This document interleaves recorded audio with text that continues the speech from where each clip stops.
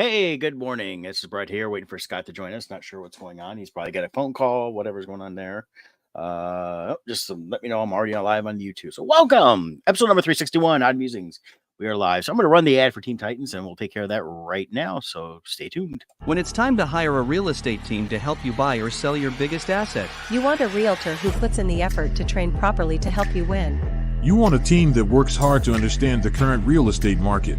A team that attends your home inspection with you and knows how to negotiate all the potential issues that may come up. A team that works together on all transactions, making us available anytime you need your realtor, including evenings and weekends. A team that understands what it takes to negotiate and win when there are multiple offers on the table. We have been training for this moment. The moment of making your real estate transaction a success. Who are we? We are Team Titans of Real Estate. Team Titans is ready to put together your playbook to win in this current real estate market. Call us at 586-232-5144 and ask for Scott or Jill. Together we can achieve more.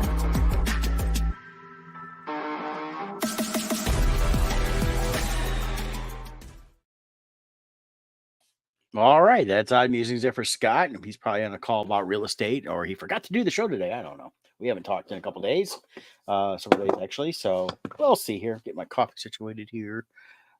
Chat with you guys for a while. Wait, see if Scott shows up.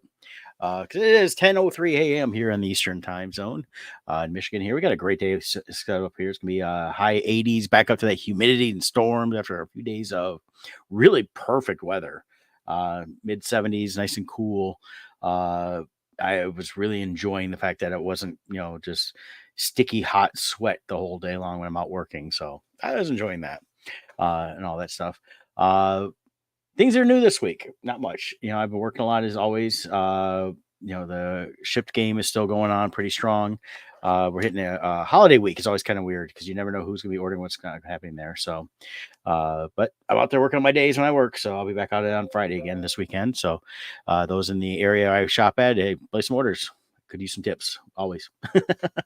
And that. So, other than that, it's going to be Independence Day tomorrow. So the 4th of July, this is when the United States declared its independence from England. One of the things I was talking with Mom about, she mentioned that she saw where originally it was to occur on July 2nd. That was going to be the original day, the legal separation day. But because of the way things traveled, taking time back then, it ended up being July 4th for it all got taken care of.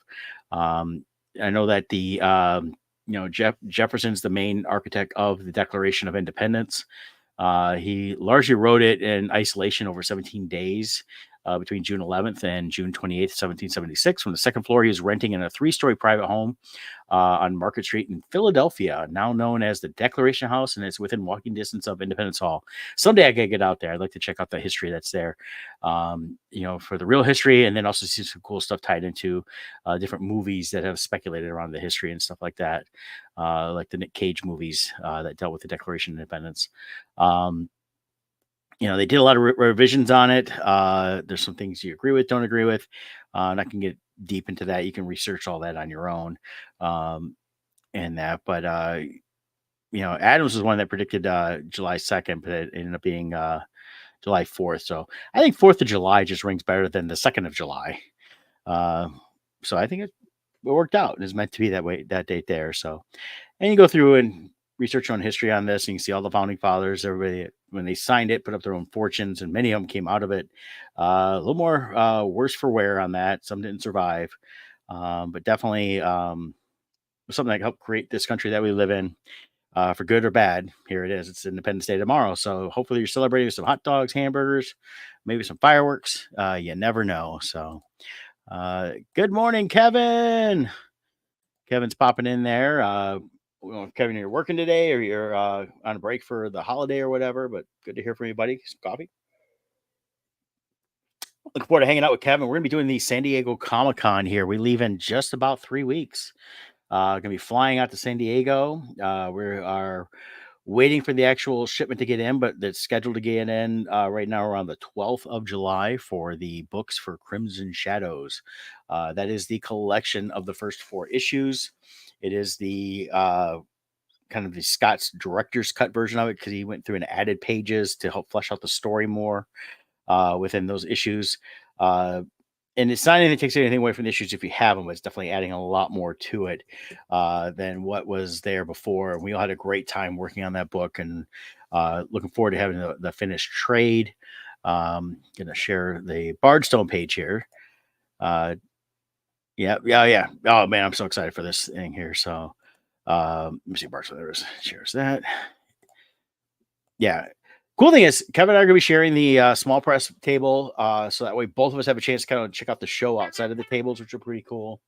Scott said he'll be on in a minute, so he's taking care of what he was taking care of, so no big deal. I'll keep chatting and that stuff. If you've never been to San Diego Comic-Con, boy, it's an animal in its own. The first time I went was in 2019. I went out with Kevin and Scott. I was just there on the Pro Badge, got a chance to hang out, got a chance to experience San Diego for what it is from more of a fan perspective. And the thing is, it is definitely bigger than your normal Comic-Con. You see things in the main hall that you don't see at regular Comic-Cons. It's changed over the last few years as some companies aren't coming back out. Sideshow wasn't there last year, a few others. They've got a new map up, which is another thing I should bring up and share that too. I don't know if Scott, Kevin, if you know what our table number is, let me know in the comments, and we'll get that up there too, so people can know where to find us on that. Let's see here. There it is. So let me bring this up there. There's Scott. There's the pop. I heard pop in. Sorry about that. Yeah. Court Jester, I was just talking about trades. Are the trades close to being mailed out? No, we haven't gotten them yet. We're getting them in around the 12th of July. And then we will sort them, because we got to sort between the 3 of us. And Scott will be shipping those out as soon as he possibly can, as soon as we get them. Yeah, definitely looking to get those out to you as soon as possible. If they get in at 12th, I would say you'll have them out by August 1st, won't you, Scott?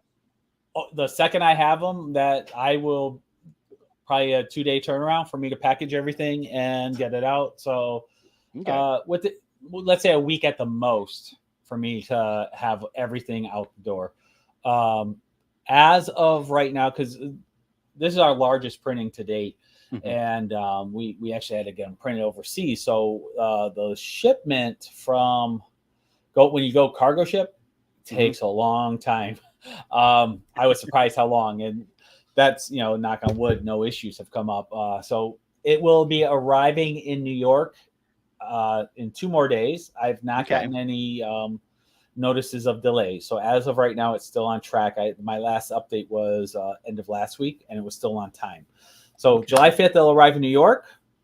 It takes a while to unload those huge cargo ships. So it's not like it's out the door that day. They have a lot to unload. Right. And it takes a while.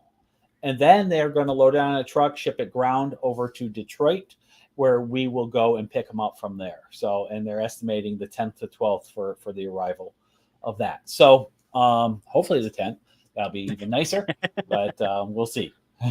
All right. Yeah. So how are you? I'm doing good, man. How you been? Busy, but good. See, I was wondering how busy you'd be this week with the holiday. So yeah. I ran the ad for Team Titans. So that's already been ran. Yeah, overall, this is a very slow time of week. It's just deals we have in progress and customers we're currently working with. Those ones we're busy with. As far as fresh business, this is going to be a low. We don't expect many new listings popping up this week, new customers hitting, things like that. But still busy just with the existing workload we have. So I got tied up in a phone call just before coming on, which delayed me. But yeah, we're here. Woo-hoo. Well, good. So I wanted to tell you something. Yeah, what's up? So I made the decision to catch up on Acolyte. Oh, okay. So let's talk about that. It's getting worse. The characters are somehow becoming more boring. Okay, so you've watched through today's episode. I did. Okay. Here's the thing, and this is something I was going to talk about. The Green Jedi, Greenish Jedi, it's Vernestra. Vernestra, I looked it up, is a character through the High Republic book series and comics, so it's been around. There is backstory for this character. We've not gotten any backstory in this show to show how she's just been ordering people around and very flat. So Everyone, of course, yeah. So we today's episode, last night's episode, it was real quick, but we actually got to see her use her lightsaber whip. Yes. So I'm like, okay, that's kind of cool. Yep. But nobody cares because the character's not being developed in anything. I'm looking at this. I'm looking at this story going, okay, I'm still sticking to the entire 8 episodes is an hour and a half long. They're just like today's episode's half an hour. It was 5 minutes of content. It was, because now we've got where the twins have flipped who they're with in a way. May was going to kill, Saul, because she pulled the knife out, but then he had her to the ship, and then he comes to realization that it's not Osha, it's May, which I was like, no, he would have I don't care how much despair he's in from the other Jedi dying. He should have known right away. He could sense it right away. And how did he figure? Like the way he figured it out made no sense. It's just out of nowhere he knew. Like there was no disturbance in the forest, nothing. Like they got him all upset and crying, and I'm going, wait a minute, this doesn't fit. Yeah, the attitude. I mean, a Jedi would be definitely upset losing people, but they would be on task. The only thing I could think of is she reset her pip droid, and it now had red eyes instead of blue eyes. So was it that he noticed the droid was reset? Because he mentioned how you love that droid. Yeah, I think that was part of it, and I think it was also a couple questions he said to her, how she responded. Right. But the writing didn't really indicate anything. We're guessing what triggered him. Yeah, but there was nothing. Because also he just stuns her. That whole scene on the ship, if a good writer wrote the scene, could have been very suspenseful. Like, oh, is she going to get him? Not, and it just was. The acting was flat. Yeah, it was. It's well. The thing is, and I don't want to blame the actors because it's completely from the writing. It's just like Mark Hamill in Last Jedi. He was horrible because the writing was just really bad. Yeah, and stuff like that. But I'm watching this going, oh my god! It got done last night. I was like, again, nothing. No move. The only plot move we have now is Osha's with the bad guy. And I pulled up again the Forbes article. Eric has got it straight up. Eric Kane just hits it right every time on terms of the same things I'm thinking. And I don't know if you read the article or not today. I didn't read that, but I've seen other ones of his, and I agree he's been spot on. Yeah. So now we have May with Saul. So and it already set her up a couple episodes ago of flipping to the good side a little bit. Yeah. But that should have had tons of tension and suspense. Didn't. Yeah. Well, since we now have what's the bad guy's name again? He's just the stranger. Manny or whatever is what he goes by. Well, that's the actor's name is Manny. Yeah. He goes by Quimar or something. Qimir. That's right, Kimar. Yes. So he's got Osha now, but I'm looking. And that whole scene was. Yeah. Well, she wakes up. And she's basically she's on this island, and I thought the same thing Eric said here. It looked like the place that Luke Skywalker was at in The Last Jedi. It's that same place easily. They don't say it is. You don't see the same. I thought for a second you saw a Porg. It said unknown planet. Yeah, on the screen it said unknown planet. Yeah. So again, it's like, oh, I really like the place where he was. I'll just throw that in the script. So it felt. I was like, really? Yeah. You're trying to drag in this Last Jedi stuff is what they're trying to do. Yeah, the only reason why I don't think it was where Luke was is Luke's was like this island in the middle of a vast ocean, whereas there was a shoreline and this other. So I don't know. I don't know if it meant to be the same place or not. There were no porgs. Yeah. So I don't know what they. Yeah, Octo is the name of the planet. So. But again, Luke, they don't say it as right? where Luke was, but they don't say what this one is. It's unknown planet, which was just stupid to even address it as an unknown planet.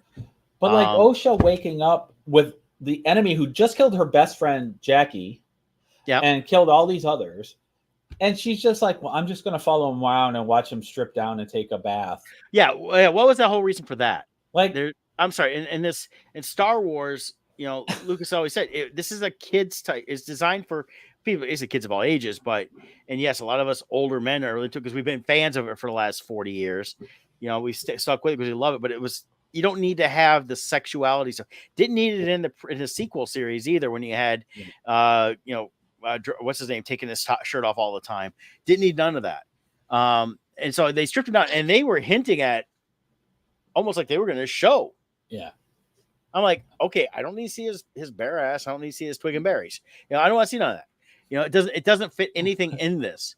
But he comes walking out of the thing. I'm naked now. What I guess all those things went out the I am window. unarmed and I'm naked, and it's like, dude, no, this doesn't fit, especially for someone of a proclaimed Sith.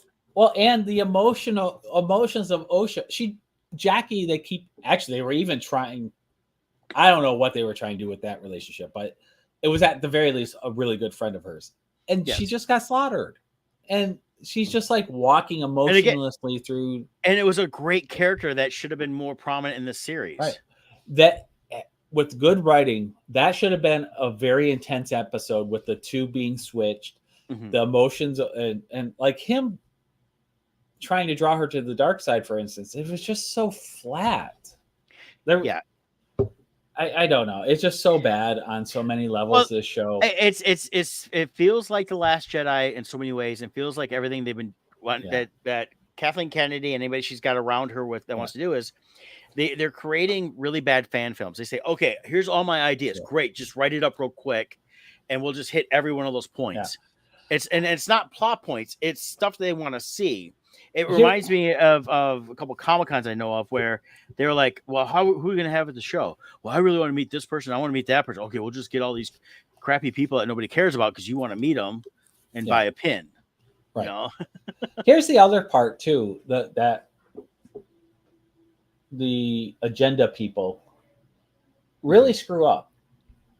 Leading up to this, and she's backtracking some of those comments now. Leading up to this, the showrunner was openly talking about how this was going to be the gayest Star Wars ever. All the people, all the actors involved were going to tear down the patriarchy. None of that's happening in this. This hasn't been gay Star Wars, which is what she was advertising. Yeah. Like, I don't think there's been one gay moment in the whole thing. And the thing is, who cares? I mean, if you want to have a couple gay characters, I don't care. Tell a good freaking story. And there's no good story here because what they've got going on is you've got the whole twin thing, which they're not following through properly with. It's not going well on any of that. It's the worst part of the story, and that's the central focus. They introduce really good characters, and they kill them all off. Carrie Ann Moss's character, love to learn more about her. Killed her off. They made it sound like she's this current one, this Vernestra, barely been in it. She's just like, you go here. No, you have to come back here before you can go there. And that's it. And then she says, oh, well, there's a stress call. Okay, great. Well, get a group of Jedis and go out there and shows up. I'm going with you. The whole thing of them going to this planet to investigate this slaughter made no sense either.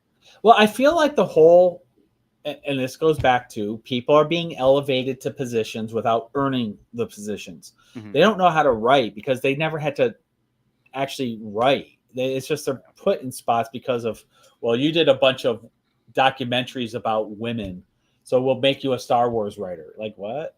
How does that qualify them for this? And so I feel like the entire script was just bullet points. Like here's the bullet points of the path, and that's what I said. It was all stuff they just wanted to see in there, right? And they're trying to fit some story around it. And the thing is, this is they take these twins, they separate them. Okay, know about it. We find out the backstory really quick, which was a stupid backstory. Find out May's the cause of all the problems on that planet, with everything that happened with the Jedi. Yeah, you know, the Jedi didn't kill everybody; she did it. You know, and it was all her because she didn't want her sister to go away, and she didn't like her sister anyways because they were at conflict because they are obviously yin and yang out. And then as adults, she also was like, "Oh yeah, I'm gonna kill him. This guy's with me because he's telling me how you gonna do it. I don't know. I'll figure it out." And then gets there and wants to turn herself in, and wants to become good all of a sudden and go back against her master. And now you got Osha who left the Jedi because it just wasn't fitting her ideology, and now she's back, but she's set up at the beginning to say, hey, no, she's not a bad character. She's a good, hardworking character, but there's no story to her. And now all of a sudden she's going to put this helmet on at the end, which is the Sith helmet. And now they're trying to insinuate that now we're flipping who's good and bad. Right. And this also goes back to, well, you know, they keep wanting to try to tie it to Last Jedi. It seems like, Yes. like they did the same crap in that where, like, Kylo Ren just slaughtered Han Solo, which was a father figure to Rey. Yeah. But immediately after, it's like, well, we need a love triangle, and we need Rey liking Kylo, and they had this weird thing going on. It's like he just killed the person she saw as a father figure, who was his father, and she saw him as a monster. You can't just have this instant transition. And just like this here, all of a sudden she's like trying on the helmet, and it's like, well, I'm considering what this guy's saying, even though he just killed all my people. Like, it just makes no sense. And what they don't get, and this is where writing and storytelling comes in play. And this is where, like, Zack Snyder constantly fails. Mm-hmm. When you do a story based on outline and outline only, yeah, you hit these nice little notes, but it's the connecting lines is what makes the story good. It's the flow and the emotion and the connections that are formed between the bullet points. And they're not doing that.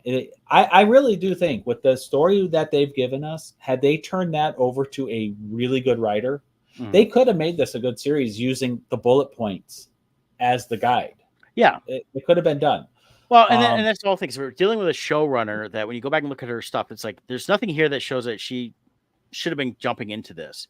She's done writing, she's done producing, but it's like nothing here that shows that she could handle this type of storytelling. Correct. It's and I mean, even her quotes here. I'm attracted to stories about people who created prisons for themselves and are trying to get out of them. Well, you're not really doing that here either. You're trying to act like you're creating these personal prisons, but you're not. And I just don't think she's a good writer. I mean, I'm looking at some of the stuff she's done. And it's like, okay, you did Russian Doll. There was a few years. She was a writer on that, but she was one of the creators, but it was not Natasha Lyonne and Amy Poehler, and that she just had to be brought into the fold. So if any good of that, I would say came more from Natasha Lyonne and Amy Poehler, who have more of a history of creating characters and writing that actually does work. But yeah, everything she's doing here, and then this Vanessa character, it's like, okay, first time I saw her in the thing here, who cared? I have not cared about her one bit until she used her lightsaber as a whip this episode. Yeah, now I'm looking at going, okay, now we've also seen the back. They wanted to show the back of Kumar, and so it looks like he's been whipped with a lightsaber, or whipped anyways. He's got whip scars. So I'm guessing she's going to be his former master. I'm thinking she's his former / current master. Oh. That she's a she could be the Phantom Menace. Yeah, well, I think that's where I wouldn't be surprised if she's going right into that, which is like, okay, wait a minute, no, because Palpatine was able to hide it for the fact that he wasn't a Jedi. If you're a Jedi dealing with other Jedi constantly, and then you also become you're dark or Sith, I think they would have noticed something. Yeah, someone would have picked up on it. And of course, we got an allusion to, I have to go to the High Council now. And that's where Saul's headed, supposedly. Like, are we going to actually see some actual real High Council stuff? Or we can see this crap they've been talking about? The only character, there's two characters I feel are being well portrayed. One was Jackie. I did like her as a character. Yes. She had actual emotions going. And that I do really enjoy Master Saul. And I think there's something there that they could really have made work, but I think they're going to ruin it. I think they're going to make him the bad guy in that, because Quimar, or whatever his name is, I doubt he's using his real name that way. Quimar makes the comment to him. Saul says, "What kind of master hides their face from the pupil?" And he says, "I don't know. You tell me." So it's like, okay, that's an insinuation directly against Saul, I feel like. Yeah. So I feel like Saul and Quimar has a falling out somehow. Yeah. So there's that. And they alluded to that Kumar is a lot older than he looks, too. Yeah. We know that Vernestra is quite a bit older, too, because of looking. I read up in the Wikipedia here, and she's been around for quite a long time, too. Her race lives a long time. So this would not be unexpected with her race. For who? The Vernestra. So if she is the master of what Quinlan, whatever, Quinn, whatever, Quimar. a stupid name. And that's the other thing. None of It's these people are memorable, so it doesn't even matter what their name is. yeah. So so Vernestra, according to Wikipedia, and this is taken from, of course, the different books. She was born 248 years before the Battle of Yavin. This takes place 132 years before Yavin, Battle of Yavin. So she would be basically 110, 112 years old. So she's been around for her race lives a long time. It's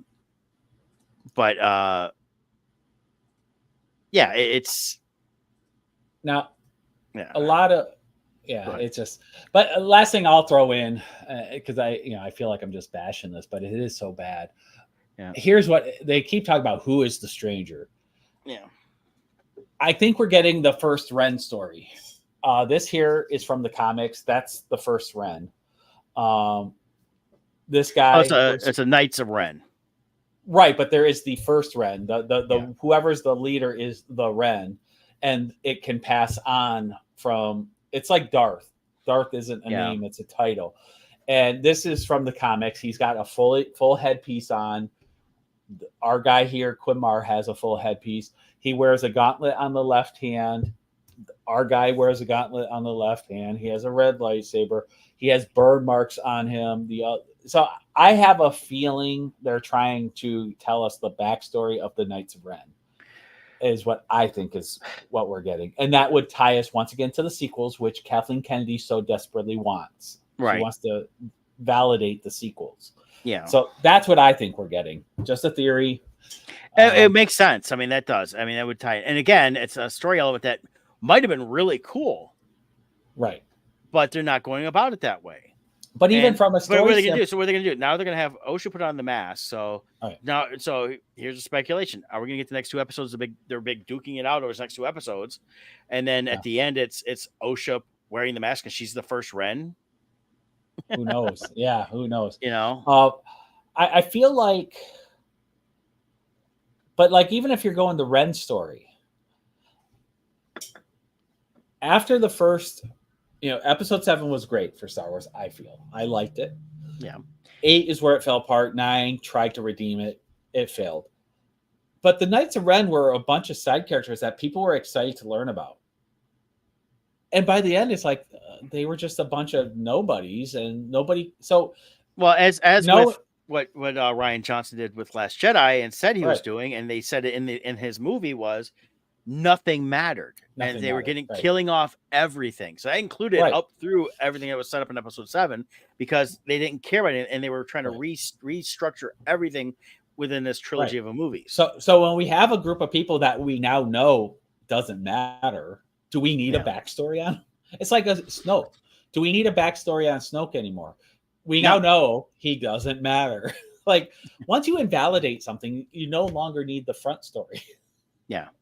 So, well, we're reading up on the Wikipedia here for this Ren. He takes place during the time of Vader because they go to Mustafar and they're confronted by Vader. So, so obviously, but that's where I think though this is a backstory. That's my theory.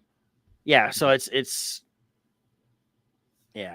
doesn't and again they're going way too far back, trying to change things that had already happened, and that they say are in canon, which happened in the comics and books. Yeah, I personally don't think they're going to keep the comics in canon. I think they're going to have the same issue Lucas had, is the more content you develop in canon, the harder it becomes to produce canon content because you now have to make sure you're connecting to all these things. Yeah, I personally feel like at some point in the future, they're going to declare the same as Lucas did, where, they're kind of canon-ish, but I reserve the right to change it at any time. And I think that's what they'll end up doing. Well, I think that's what Kathleen Kennedy's been doing too along the way. Is she's changing what is canon, what's not canon, changing who's this, who's that. Yeah. And we got 2 episodes left, and I said, and reading through that Forbes article, it's like what Eric Kane says. It's like things he liked. He liked the Power 2 callback. Okay, well, we've heard that a million times. Really, that didn't impact me. The Kamar, he says he thinks is a great character. I think Kamar could have been a much better character. But they've not developed this character. We're starting to learn a little bit more now this episode, but even then, it's not a good character and what they're doing. As he said, this should have been a Sith-focused series. Yes.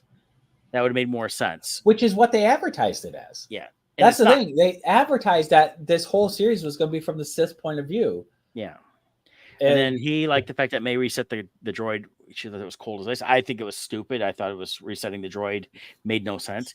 And what made even less sense was the fact that Saul left it on her hip while she's bound on the cart. So obviously she's going to tell the droid to let her loose. Yeah.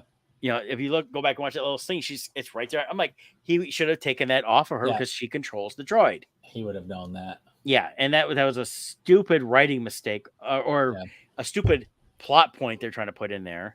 And then he did like the fact that the deaths were real. I'm glad they actually killed off the characters, but that's gonna actually kill them. But they killed off characters that shouldn't have been killed off. That's only matter when there's a connection to the character. So what point did they serve as a plot? As far as driving the story forward, they didn't develop the character enough for the audience member to get attached to them. The only one we cared about was Jackie.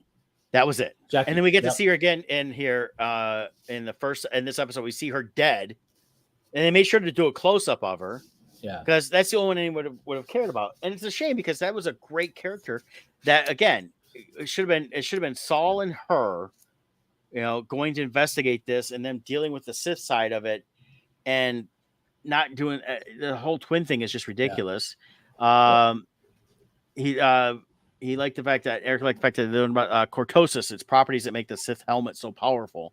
And he liked that Osha put it on in the end episode too. I personally thought it was stupid that she would flip like that and immediately just do that. So I think that would have worked if it was May. Yes, I did. The fact that it was Osha didn't work for me. The other problem I had was with Saul. The fighting was over. He gets Osha. Turns out it's May, but he thinks it's Osha. And they leave. And he just leaves all the bodies there. They wouldn't have left. I don't think he would have left the bodies there, first of all. Second of all, then he leaves. There's enough time to contact their sub-council, whoever this group is, Venestra. And then they get a ship. They fly all the way there. And they get there right as he leaves. They got there right as he left. I'm like, no, that wouldn't have happened. Yeah. That was the same day. I felt like it. Well, the shot was his ship takes off, boom. Their ship come in, boom. It was in the same shot. Yeah. Well, I got the feeling he was kind of like because he was trying to fix the ship or something. Well, yeah, but they were still down there for a day or so. Yeah. I just feel like the way the crossing of the Jedis was the same time. Yeah. The crossing, yes. Yeah. I'm talking about how long the bodies though are laying down on the ground. I feel like the woods of what they would have been like consumed. Well, creatures should have come in and started just picking up, but they did. They get down there and they made it sound like it happened like 2 hours later. Again, that's not understanding. But then that timeline doesn't make sense. How? Because they were going to the outer rim from Corellia, so it's not Corellia, but the capital city. But they went to the outer rim, so it would not have been an immediate thing. Yeah, but this is like same people who also gave us like a 10-hour hyperspace chase in Last Jedi, but somehow Rey went to a planet with Luke for 3 days while this 10-hour chase happened. Yeah, and then you had with Rose and Finn going off to the gambler planet, right? And then they get back in time too, 3 to 5 days, and and again they're not setting up proper time. Yeah, I guess that's just doesn't matter. Yeah. Anyways, last thing I'll say is I was surprised though. I've actually drawn a picture of the actress who plays May and Osha before. Oh, okay. I didn't realize I did this. This actress was Rue in Hunger Games. Oh yeah, I forgot about that. Yeah, and she's also who the basis of the character for our friend Sebastian at Stranger Comics for his Niobe. She's the main actress there, and I've drawn the Niobe character before, so I've used that actress as reference before. I didn't realize it's the same actress. I don't have a problem with her. It's not even how she's portraying the character. She's portraying the character exactly as they gave it to her. Well, that's what I feel too. I think the problem is the writing and direction. Yeah, unlike the third sister, who the actress was really not fit for that at all. and it came through in the way she carried herself in the Obi-Wan Kenobi series. This one here, she's doing just fine because they're not giving her anything. There is no context. There is no depth. Yeah. She's able to flip between the May and Osha character enough to you can tell the difference. I don't know. I disagree. Even the actress said herself, they interviewed her this last week. She said she would forget during filming which one she was playing. Well, hear me out on this. I wasn't finished talking. So you could tell there's a difference. The problem is both characters are, again, meant to be the same because they're twins, and they're both written so flat. Yes. That you can see just it's a slight difference. But even then, I could see where she would forget who she was playing. And I bet you the forgetting is more these last few episodes. Probably, yeah, because they're flipping. Not early on. Because she's flipping back and forth in a way, and she has to play May as Osha and Osha as May. And to be fair to her, shooting doesn't always happen sequentially. So it could be she's wearing the same costume, but playing two different characters in the same costume at different points in the story. Yes. So that would be, to be fair to her, it would be easy to forget. Yes. So, but especially when the writing is pretty much the same. Yeah, and like I said, read that. Look up Eric Kane Forbes article. It covers everything we just talked about. And again, it talks about the whip saber mark on his back for that Kamar. Vanestra has one of those. Again, nothing, no real reveals. And again, he mentioned too, this is supposed to be a mystery. There is no mystery. No, there's been no mystery. Right away, they've revealed everything. Quimar, everyone knew. It was pretty obvious he was going to be the stranger. It was all the way through. It just, I guess the only surprise for me is since Kathleen Kennedy's connected and wants to make everything about the sequels validated, I'm just surprised they didn't have Osha or May drinking from the boob of an alien like Luke did.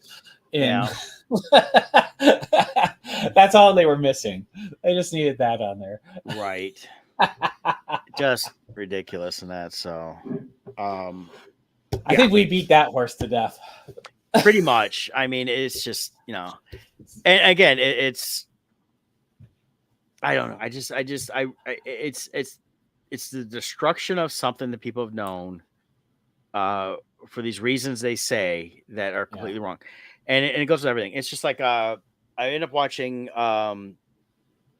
that new Zac Efron, Nicole Kidman movie. Was it Family Affair? Something like that. Yeah. I didn't see it. Yeah, A Family Affair.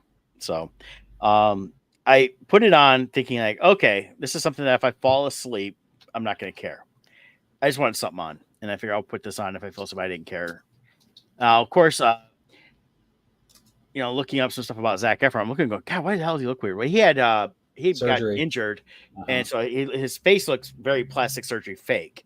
They had to reconstruct his jaw, I believe. Right. So I don't want to. I'm not trashing him on any of that, but he looks better when I saw him in interviews with a beard. The beard makes it look better. And that stuff. So, but I'm watching him, and then Nicole Kidman comes in. She's had so much plastic surgery, she could barely talk like this. She doesn't really move anything. She can't really smile either. And I'm going, oh my God, it feels like we're watching something from some weird alien movie. And that movie was stupid, by the way. It was all set up. That was right away. You knew exactly what was going to happen. There was no surprise, no fun. The Joey King character is the daughter, who is the assistant to this actor. So it basically felt like actors, portraying an actual actor, and basically just talking about, hey, look how cool our life is. But you have to feel bad for us because we have no real friends and no real love. And I'm going, oh my God, really? Yeah. Oh God. So don't waste your time. It's not worth it.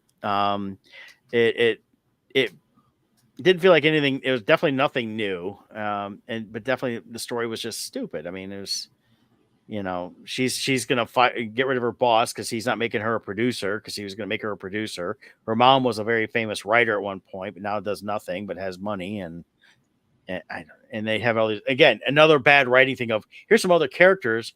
Here's some things that kind of happen, but they gloss over it and then make it seem like it's a bigger deal for like 2 minutes and then back to the stupid love thing. So it just wasn't any, as a rom-com, there was no comedy really, in my opinion, and really no good storytelling. And if people like it, great. But I personally wouldn't waste my time with that. And then the other thing I watched, I finally got a chance to see The Beekeeper with Jason Statham. Oh, how was that? Story wise, again, I watched it more for the action, for the kills. Yeah. It was no real major. I mean, the basic story was he's going after Felicia Rashad plays this woman owns a house, and he's on there renting a barn and raising bees, and she gets scammed on her computer. Something pops up. She calls the number.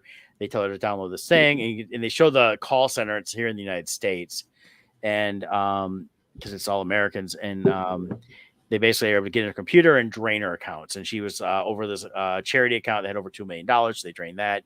And then she kills herself. So he finds her, gets arrested, gets released. Her daughter turns out to be an FBI agent, who's the one that set up her computer, by the way, because she said that while talking to the scammers. I'm sitting there, if your daughter was an FBI agent, she should have known better than to set something up where something could get in your computer. But that aside, the kills were really cool. The action was fun. It is a not as cool, not as fun John Wick. Okay. Yeah. So, well, and see, and here's the thing with those. Yeah. They don't pretend to be anything but what they are. They're not like doing a press tour, like trying to act like we're Oscar level performances. They are a cheap, quick, fun 80s-ish action movie.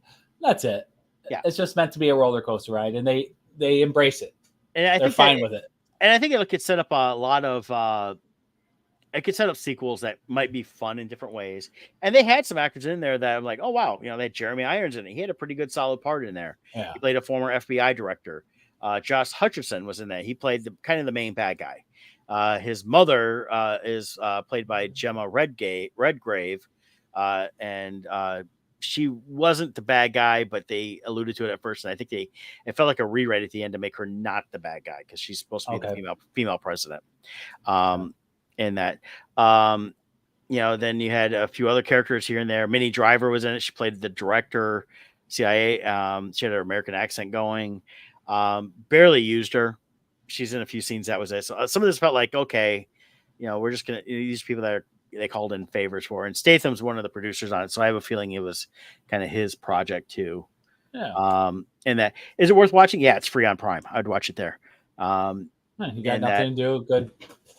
Mindless action. Yeah.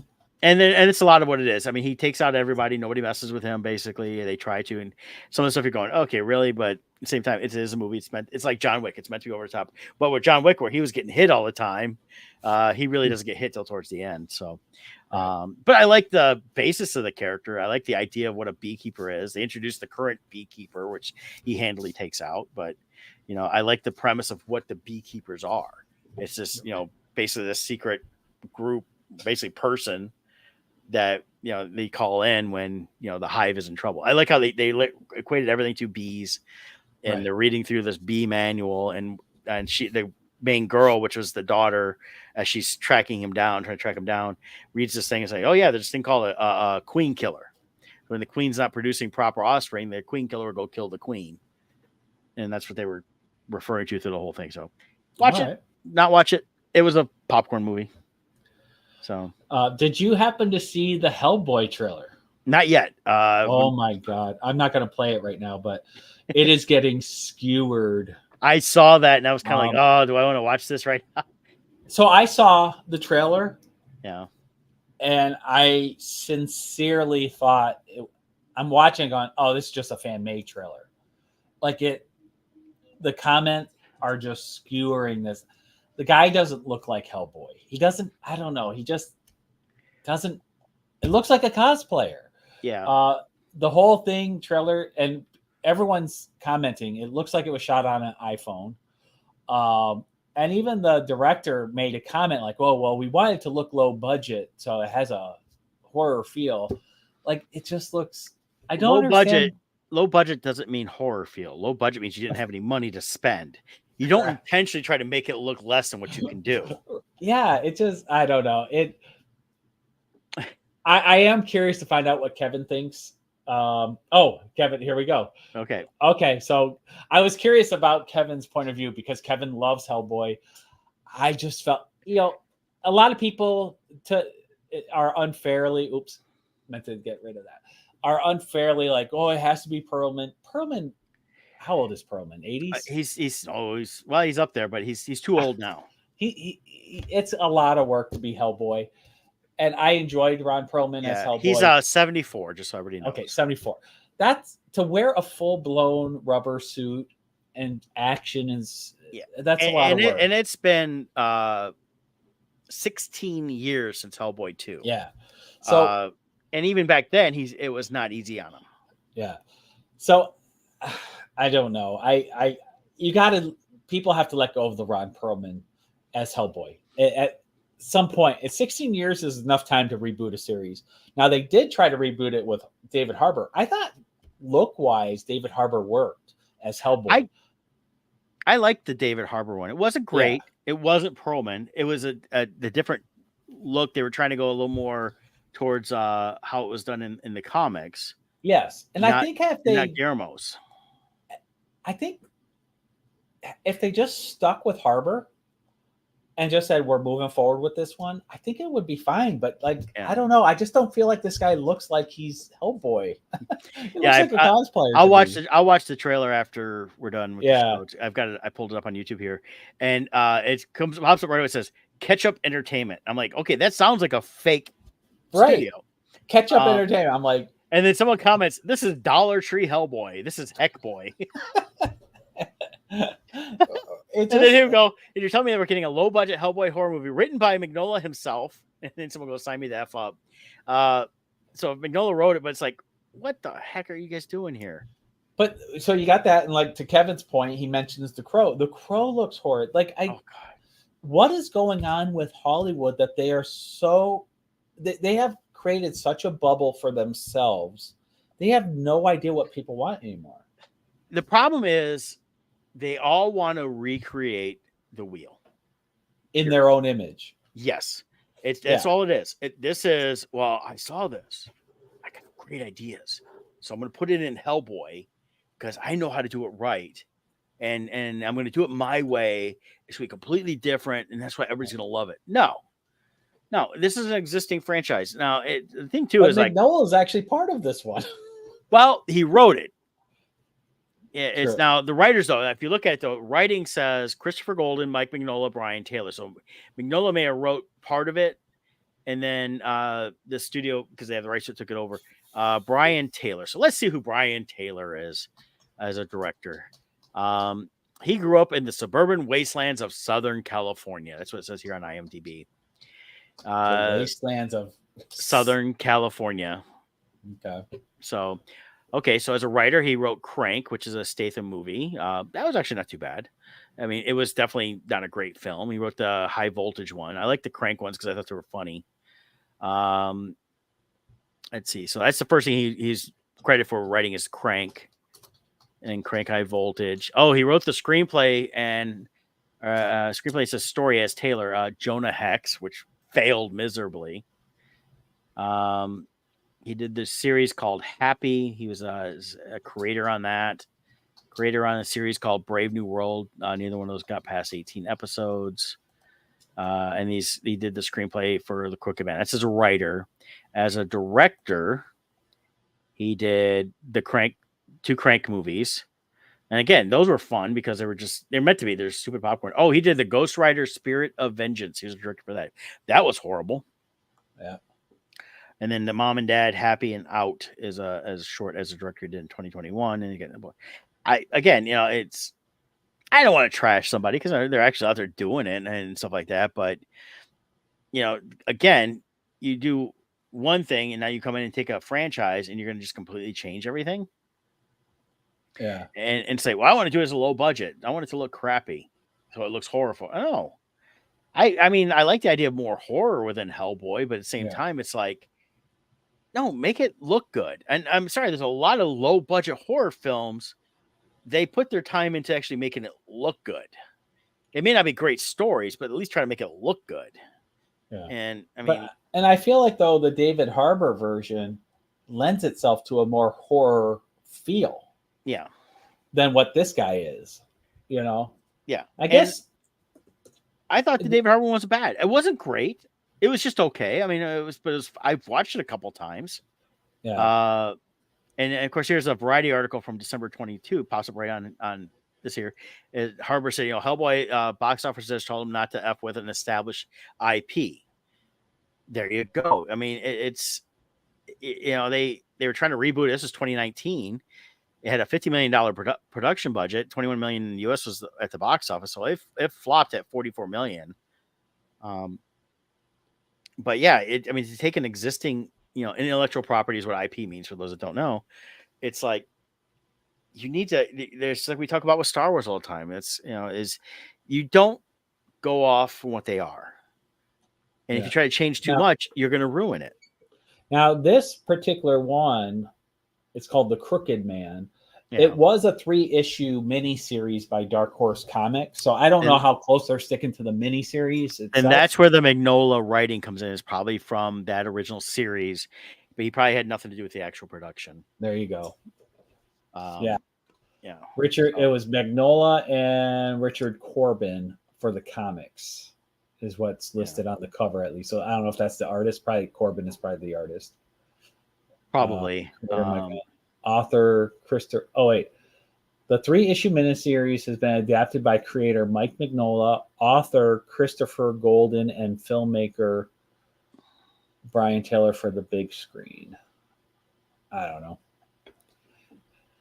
All I know is when I saw it, you know how it is now. There's so many fan trailers out there. You click on it, and like halfway through, you're like, okay, this isn't even real. They've got the coloring of him all very light red. It looks really bad. It even says here on the screen rant talking about low production value, tonal differences. They mentioned like Mignola's involvement. But the thing is, this is how much is Mignola really involved with? They may have said, "Hey, we want to do this story," and he probably wrote out, "Okay, I'll write a script for it. Here's the script," and then they took it and they're making whatever. But even if they stuck to his script, if they're making it low budget, it's going to come across as cheesy. Yeah. And fan films, I see better fan films than some of this stuff out there. Jack Kessie. Who is Jack Kessie? That's the actor playing him. Jack Kessie. Because, I don't know, to me, Hellboy has a look. And the face is just too skinny as Hellboy. It doesn't look right. Whereas Harbor and Perlman have, like, jowls. They're like they've got a full, strong face. Like, this guy just doesn't look that way. Yeah, the hardest part with this is the fact that Perlman did such a good job as Hellboy. His voice is very iconic. And here Kevin talks about the Crooked Man is one of his favorites, and then Richard Horvin is one of the greatest horror artists of all time. But when you've got it, that's been the hard part you're never going to quite capture what Guillermo did with Perlman, but.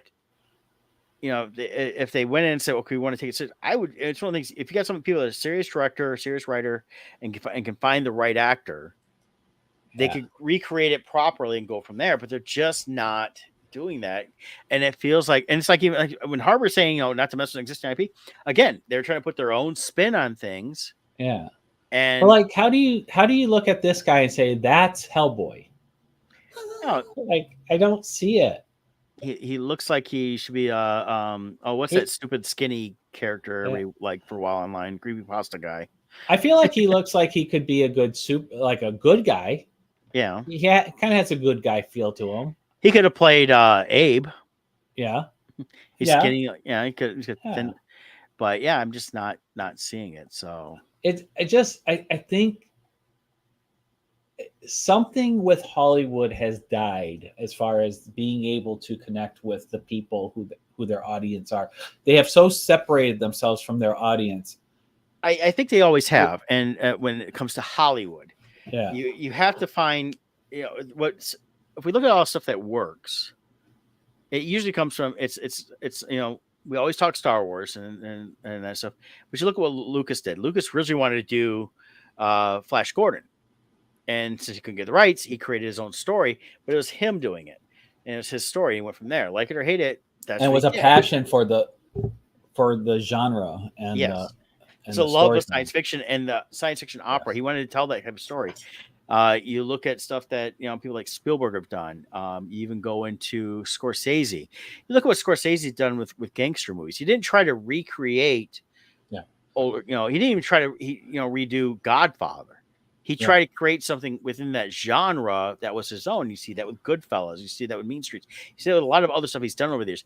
Some of the more recent stuff I've not been as crazy about because I think he's trying to be too much, but it still is a Scorsese film, and that's what works. When someone else comes in and says, I want to recreate those films, but I'm going to make it my own spin, it doesn't work because they're trying to recreate what's already been done, almost exact. And that's where the problem lies is all these people say, well, if I did it, here's what I would do different.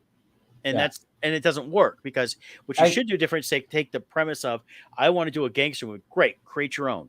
Road to Perdition works because it was a graphic novel, and the directors took that exact story and created its own thing and stuck with the grittiness that was that. It gets likened to different stuff out there. I mean, Miller's Crossing, stuff like that. But even those, it's not biting from those. It's set during the same time. So it's only setting. That's it. But it's actually its own thing. Well, and I think the key there, what you're touching on, I think, is the word passion. Mm-hmm. Those people had passion. Even more recently, Tom Cruise, he had a passion for Maverick, and it showed. Acolyte, it was. I saw this is according to her words. I watched Frozen, and I saw this lesbian story underneath it all, and I wanted to recreate that in a Star Wars setting. So it's not that she had a passion to tell some story set in Star Wars. It was, I want to copy that. She wants to redo it. She's one of the ones that were out there saying that Frozen was a lesbian incest story, because that's have to be because they're sisters. And she's doing the same thing here. She's creating this lesbian incest story according to her. According to her. I'm not seeing it. I think her writing was so bad she wasn't successful.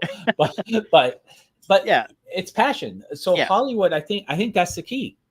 There's no one left with passion. It's just purely, how do we feed the machine? We got to keep pumping content, and maybe streaming is what killed it, because much. I think right now though, we've run into this time where so many of these younger people now coming up and making these movies and TV shows and that.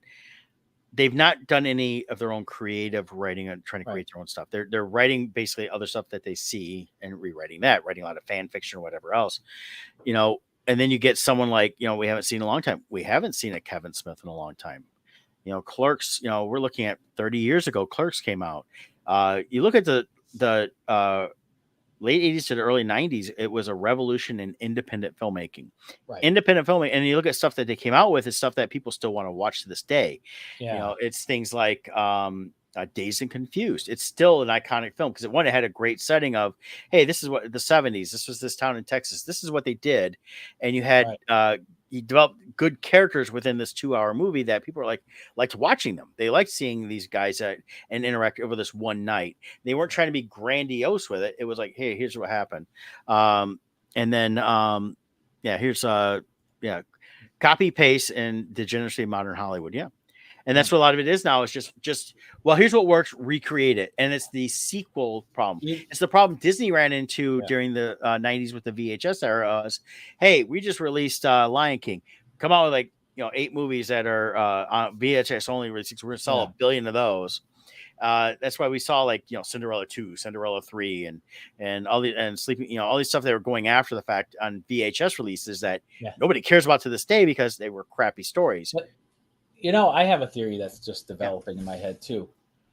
There's a quote, and the greatest obstacle to being great is being good.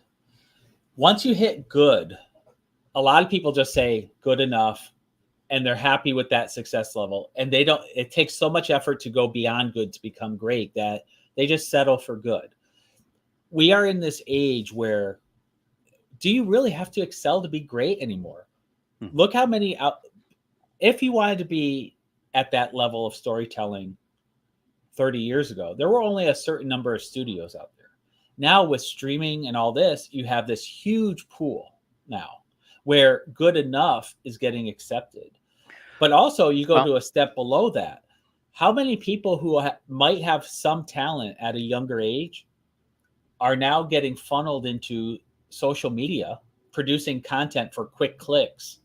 They don't have to try to become great because they're making tons of money off of just good enough. Well, and that's what a lot of that is, the quick clip stuff. They're losing Right. So they don't have storytelling. to learn to tell a Um, story beyond a 30-second clip. I think it's something that we're gonna eventually see a switch on, and I liken it to music. A lot of the quick clips we're seeing in music of the younger teens, they're actually playing instruments. They're not trying to be these American Idol singers or voice singers. They want to play instruments, and I think that when someone starts to really take off, we'll see some of these great, new great bands that'll eventually start emerging. We'll start seeing that come out there. So we're gonna.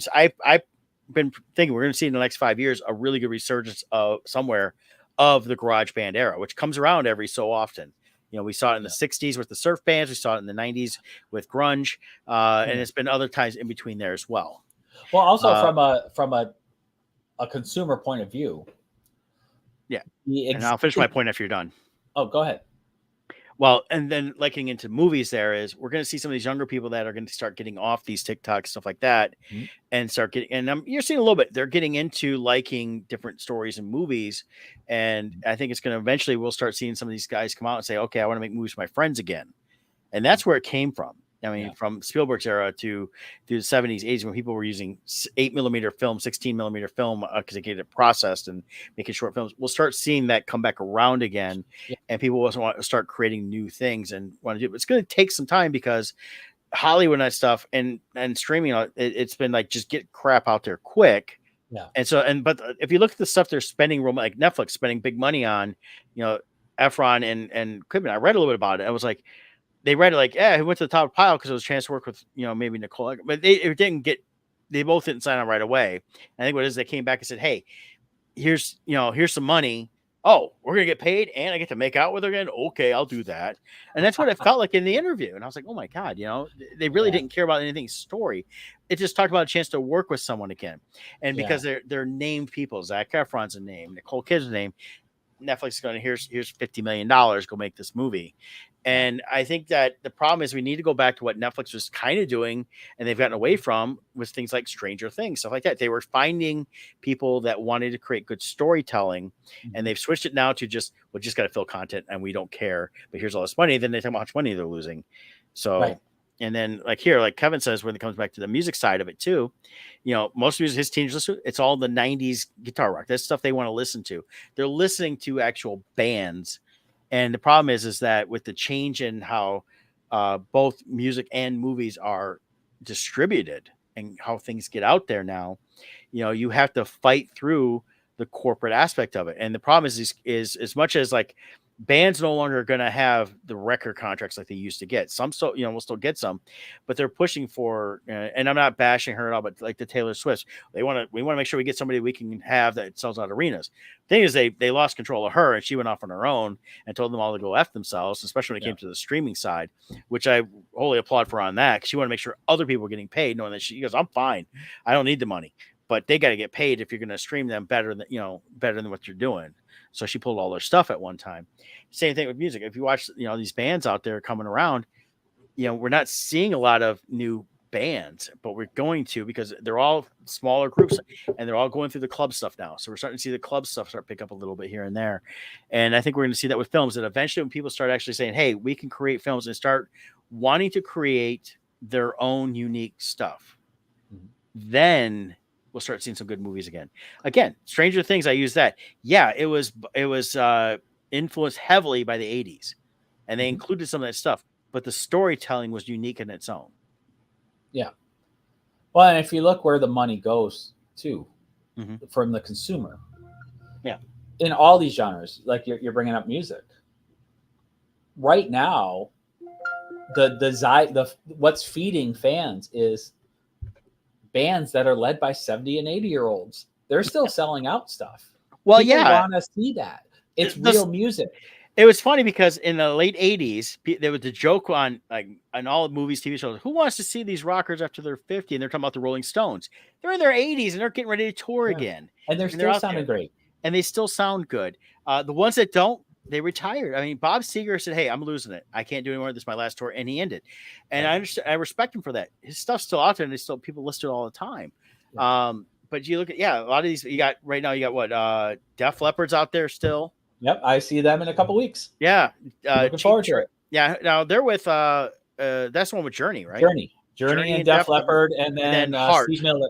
Well, here it will be Steve Miller Band. Steve Miller's here. They had Heart. Then you've also got Cheap Trick doing this. I mean, these are bands that came up through the 70s and 80s. Yeah, me and my buddies in 4th grade used to love Cheap Trick. I still want to see them. I haven't seen them live. I want to see them live. I was so bummed when I found out they weren't playing with them here. But and I like to see Cheap Trick. That'd be a good concert. But the big studios have lost touch. People still want those things. They're not wanting the stuff being put out now. Comics. Mm-hmm. Who really cares about Marvel and DC anymore for comics? It's Kickstarter. People love the independent stuff. Yeah. Movie-wise, a lot of these fan things coming out for Star Wars are far better than the actual official stuff coming out. Right. And I agree with you. So at some point, like with music, let's stick to that for a moment. Mm-hmm. As these bands age out, there's going to be a void, and the consumer is going to want to find where to put their money and reward those bands that are authentic. Yeah, and that's the thing, and that's what's going to happen, because you watch some of this stuff and you hear a lot about the same people. You hear about the current ones. Always talk about. It's always Beyonce. It's always Megan Thee Stallion. You get The Weeknd, who's now changing his name from The Weeknd to something else because he wants to be known as more his real name because he wants to do other stuff besides music. He's not The Weekday now. Yeah. But it's I think we saw something with they get likened to Led Zeppelin, but Greta Van Fleet. That right there, coming out of Flint, Michigan, playing music, it had a similar sound to that late 60s, early 70s, acid hard rock. And they've taken it through some different genres in that. I think it's bands like that it's got to take off. They took off because of the fact that the way they promoted themselves. I don't think they were meant to take off the way they did because the industry, I don't think, wanted them in terms of the publishers and that. I'm totally blanking. What was the name of the musician that came out of nowhere? He was playing on the banjo type guitar in the middle of the woods. But he had that song that went so viral like 2 years ago. Mm-hmm. He had the short red hair, red beard, well, reddish blonde. I'm blanking on his name, but he was a complete unknown. He just recorded himself singing a song from the heart, authentic. Yeah. And it blew up, and he's just everywhere now. Is it Billy Redden? No. Let's see. 2022 music. I think he was like Kentucky. Unknown. Let's see. I don't know. Oliver Anthony? That's it. Oliver Anthony. He came out of nowhere, and he was huge, and he's selling at every platform he does. I mean, he's not doing arenas, but everything he shows up, things that will normally have like 1,000 people will have 4,000 people. It's been huge. Yeah. And it's because he sang from the heart. Oh, and he's going to be in Saginaw on August 24th. Oh, there you go. I would love Tampa. To see him. Well, if you're in town, go see him. I'll be in Tampa for Tampa Bay Comic-Con that weekend. But I know who you're talking about. I've seen his stuff pop up here and there, and it's different ones. He put Sheeran. Do you mean Ed Sheeran, which is spelled differently? Sheer. But Ed Sheeran came out of kind of nowhere. Same thing. He was just putting stuff out there. He's very talented, and he can play a lot. Here he's kind of a dick, but that's beside the point. I like some of his songs. I don't like everything he's done, but I've liked some of his music. I liked him in that movie yesterday. So I was just going to say that. I thought he did good playing himself. I've seen several stuff. Now I know how true it is. It's stuff like he gets in, he doesn't. I think I like it more too. He may come across as kind of a dick, but he's probably a little more shy in real life in terms of people say stuff to him. So, but also with him, he's authentic in that, he'll play. I've seen in interviews where they talk about how great he is at writing and what's the secret. And he's like, I sucked at writing. He goes, and he'll play this was my first song and it's horrible. And he's like, I'm good because I wrote 1,000 bad songs before I wrote a good song. Well, he had the trial he had last year. Remember, he got sued for supposedly ripping off a song. And he played in the courtroom multiple songs for the jury that and he showed how, they're trying to get him for this chord. That's a chord in a million different songs. He played multiple songs that weren't his that used the same chords. And it wasn't, they were trying to liken it to, what's the one, the Marvin Gaye song that got ripped off? by what's his name? His dad died, but it was the TV dad from Growing Pains. Alan Thicke. Yeah, so it's Robin Thicke's song. Yeah. Robin Thicke, there it is. Yeah, his song, when you listen to it, it is the Marvin Gaye song. The entire song, they just changed what they were singing. And or like Vanilla Ice with Under Pressure. He got sued by Marvin Gaye estate. Yeah, and that was the whole thing. It's like, okay, it's there's a difference between a chord versus and there's a difference between Blurred Lines. That was the name of the song. And there's a difference between sampling, which the hip hop community learned in the 80s, you need to get permission for, versus just outright stealing. That's like P. Diddy.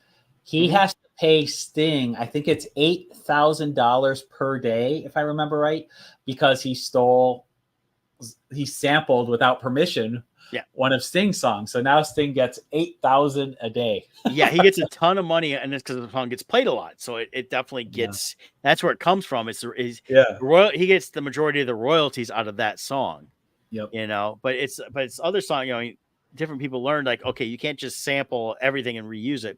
It's like even people look at MC Hammer. Rick James didn't want to do it at first, and then they were like, okay, and they were gonna try to figure something else out, and then his people came to him and say, look, you're gonna make a ton of money off this. Yeah. All right, I don't like it. And they got the first check. Okay, I like it. And he made a majority of what he had was his money through the rest of his life was from MC Hammer. You can't touch this because they used that riff. And so when they do that, that's where the whole sampling thing comes in. But the thing is that we're just not seeing. I don't listen to a lot of regular radio anymore because I've been hearing anything I liked.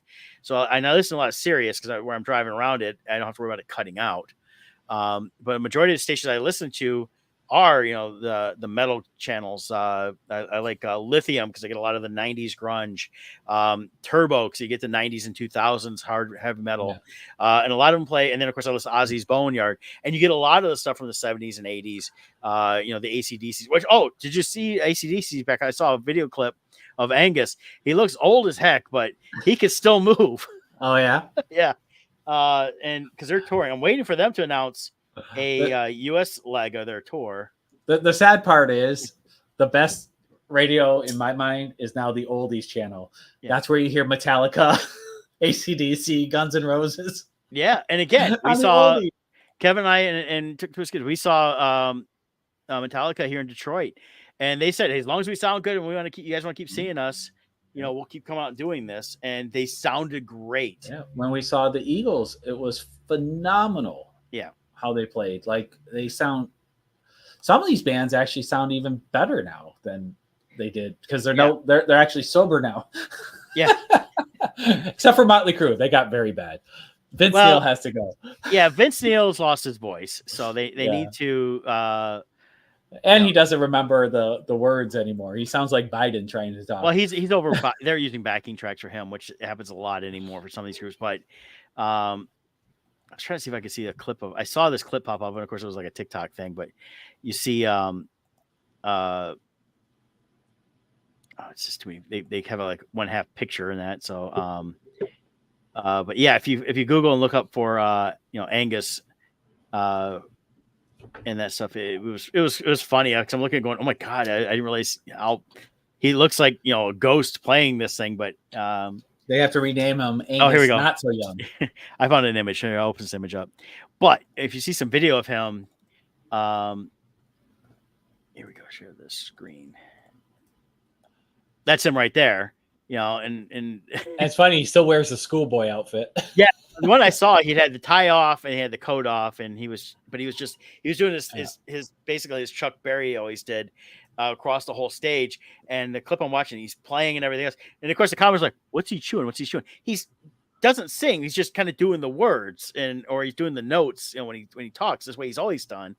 And it was just phenomenal. I'm like, oh my god, I want to see these guys live again. I've never seen them, but I want to see them live now. And in that, so, but yeah, it's the problem is with music is they want to get to this formulaic, everything goes through all this computer stuff.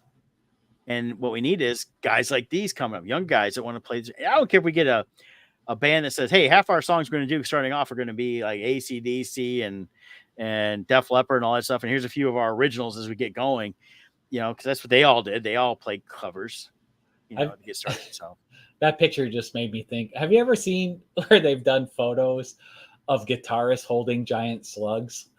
And it No. makes the faces they make while they're holding their guitar, it just fits. Yeah. So there's all these pictures of guitarists holding giant slugs. Yeah. Cracks me up. Yeah.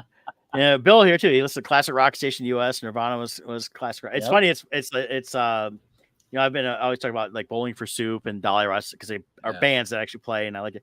But the Bowling for Soup song, 1985, it came out over 20 years ago. It talks about Motley Crue is classic rock. It was classic rock 20 years ago, but they're still getting played all the time. And that's what is the definition of classic or oldies? Is it 30 I think years, it's 20 years? I don't think it's an actual year thing, but I think it's more like 20 years. I think it's also when it's far enough away from a change in music. It's like the we went from the hair metal era of the 80s into the 90s and jumped right into grunge, and it was a fast 6-month switch from that style of music. And then within 10 years, these bands were still touring a little bit in the 90s, and some are still around this day. But the flip to grunge music and alternative music become more popular. It caused people in the early 2000s to think, oh yeah, that's classic music because that's from the 80s. And a lot of it was like, you look at some of these bands like Slaughter and all that stuff. Yeah, they came around like 88, 89. So they weren't through the whole 80s. And there were some bands that came out in the early 90s that just never made it because the genre changed. Right. And they were considered old. According to this, it says when the oldies format was created in the 70s, the music used was the 50s and 60s, early 60s. So at that time, roughly 20 years. Yeah, and I think 20 years is a good thing. So I would say anything from 10 to 20, depending on how fast the music changes. We went from in the 70s, you get a lot of coming off the hippie folk, and there was the acid rock stuff like that, and we started seeing more hard rock and metal was starting to come up. You had like the Judas Priest and all of them coming out. So that means like New Kids on the Block is oldies. Yes. Old Kids on the Block. They pretty much are. I mean, have you seen them out there? They're walking out with walkers anymore. And but the thing with like the New Kids though is they were able to stay not classic for a while because the resurgence of the boy bands in the late 90s tied them out as kind of the founders, but they were able to tie in, NSYNC and 90 Degrees, all those guys that were these bands that created Backstreet Boys were bitten off of all that stuff too. So let's see top music in 2004, because that would be 20 years ago. Let's see what the top songs were back then. Let's see. Burn from Usher. If I Ain't Got You, Alicia Keys. Maroon 5. Maroon 5 is now oldies. Yeah, they've been around for a long time. And they still get a lot of airplay. So yeah. Ludacris, Little John, Evanescence, Nickelback qualifies for oldies. There is a really good Nickelback documentary out there too. I watched it last week. The thing with Nickelback, people hate them, but at the same time, I'm like, they all sound the same. Yeah, a lot of bands are going to sound the same everything they do. It was one of the things where they addressed it in the documentary, and basically it was because it's called "Hate to Love Nickelback" is the name of the, and it's on Netflix, so you can watch it there. And they addressed that. They hit it big, and they hit it. They were kind of having moderate success, and then hit it huge, like instantly. At the same time, social media was coming up. They got caught up in the MySpace, posting online, the hatreds, stuff like that. So that's where they got caught up in that. They were huge, and all music. Once one group hits it huge and makes big money, all the other record companies immediately do searches for other bands that sound like that. So they sound. Everyone sounds like Nickelback because they did so good. Yeah. The boy bands. If you listen to boy bands now, it's very hard to figure out which one is NSYNC, 98 Degrees, New Kids on the Block, unless you know the specific songs are them. Just hearing them, they sound alike. Yeah. That's all bands. You go back to the Motley Crue days, all the hair bands, a lot of them sounded alike because the studios are looking for that sound. Right. And that's kind of what it was. And, again, you're going to see a lot of some of these bands here, like, wow, they're putting off like 15th or 20th album, but you only know like 2 or 3 because those are the ones that really took off. I mean, you look at like the Rolling Stones. I mean, people know all their classic stuff from the 60s, 70s, a little bit of 80s. A couple songs took off, but they put out albums every so often, nobody cares. I mean, it's just like any band. Once you get to a certain point, it doesn't matter what you're putting out new as much as people want to hear your classic old stuff. And that's what they go. That's why they go to tours and like, hey, we got some new album, and here's the old stuff. Yeah. I saw Primus a few years ago. Hey, we're gonna do a bunch of classic stuff you guys are gonna like, and then we're gonna. They had this new Goblin themed album they did based on this children's story. It was pretty cool. It's fun because they do it. They're seeing them live is a completely different thing when they do that. Basically, they play the entire album straight through. Right. That's themed. It's that way. But yeah, they had their classic stuff they played too. And that's what you're gonna see. It's like even Metallica, they played mostly all the stuff everybody wanted to hear. They even played some stuff like the one song, I forget what it was, Kevin probably know. It was like, yeah, this is a song from your favorite album. It was an album that bombed in the early 2000s. And the song was good, but it's just, again, album bomb because nobody wanted to hear it. They wanted to hear the Black Album. Yeah. They wanted to hear other stuff. So it's things like that. And I think that's, with those classic bands. But I think we're going to see more research in music first. I think that's where we're going to see a lot of it is. Because I noticed a lot of these, like with Kevin's kids, and I see them at different concerts, stuff like that. They're getting into the music, and it's, and the thing is, they're looking for this good music. It's like video games. A lot of kids I see at Comic-Con, all the video games. Oh yeah, what are you playing? Call of Duty? No, I've gone back. I'm doing old school stuff. I'm going through old RPGs. I'm going through old Nintendo, Super Nintendo games. Yeah. That's what they're learning that. Okay, it's not all about these flashy graphics. I want good gameplay. Music. They want good music. Eventually, they're getting to the point they want good storytelling. And I think it's we're just seeing these little pockets start to happen, and it's gonna be up to this next generation of kids coming up, teenagers, to want to create something and not be political about it too. Because that's the biggest mistake I see is when I hear these in the last 20 years doing Comic-Cons, people that were in their teens, early 20s, talking about I want to go out and do social justice stuff. It's fine. You can definitely have whatever platform you want. You need to learn how to tell a good story. And if you're gonna do music, you need how to play good music, and the AI stuff people are worried about. I think it's gonna be there. There's gonna be things being used as a tool, but people are just gonna really get away from it fast and start creating more. And that's why everybody should keep following us here, Odd Musings, for our Bardstone comics, because we create our own stuff. We do. Yeah. And then last thing Bill here had was I got to see the Who about 10 years ago. It's the best 3-hour show he'd ever seen, and he doesn't know the Who music very well. So I think that's cool. Yep. So hey, check stuff out. We've gone way over. Of course, Scott got on late, but that's okay. But hey, join us next week. Enjoy the 4th. Be safe this weekend. Don't blow off any fingers, toes, heads, eyes, or whatever. If you're going to be firing off fireworks, grill something fun if you want to grill something, or go out to eat because there's some restaurants still open. Keep all 10 fingers intact. Yeah, don't worry, you'll be fine. Yeah, see, you can survive. All right, people. Hey. We'll see you all next week. Enjoy. What? Oh, I said thanks, Bill. He said liked and subscribed. Thanks, Bill, for subscribing. Thanks, Bill. Appreciate you, man.